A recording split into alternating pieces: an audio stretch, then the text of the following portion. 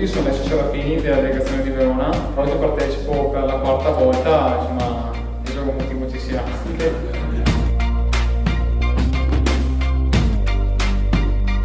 Verona celebra il miglior sommelier del Veneto e c'è il passaggio di consegne tra Christian e Alessio. Alessio. Noi ci siamo visti tanti anni fa, eravamo al museo dell'auto. Qualcheduno aveva predetto un grande futuro per te ed è arrivato.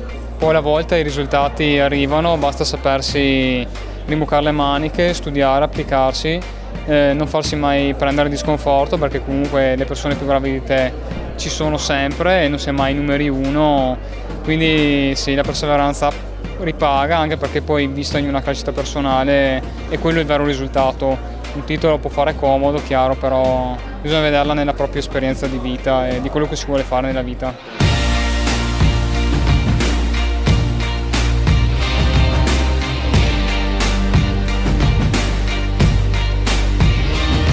Cristian, c'è soddisfazione nel passare, c'è questo diciamo virtuale passaggio delle consegne, c'è soddisfazione? Assolutamente sì, sono contento soprattutto di passare Alessio perché porterà la bandiera veneta in Italia, ma non solo, quindi una comunicazione importante dei vini veneti, ma soprattutto della cultura del territorio.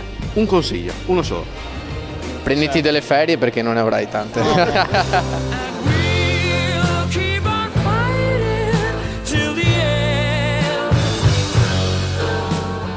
Quando c'è stata la proclamazione eri come un tappo in bottiglia, un prosecco che esplode, no? Esatto, pronto a essere spumante, diventa spumeggiante.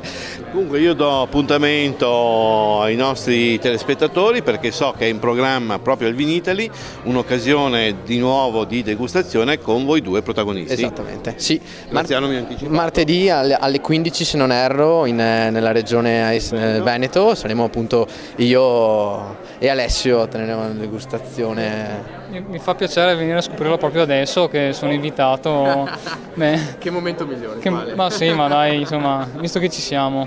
Quindi per chi verrà al Vinitaly, martedì ore 15, stand della Regione Veneto, troviamo i nostri migliori sommelier del Veneto, uscente ed entrante. Entrante. Grazie a tutti. Grazie.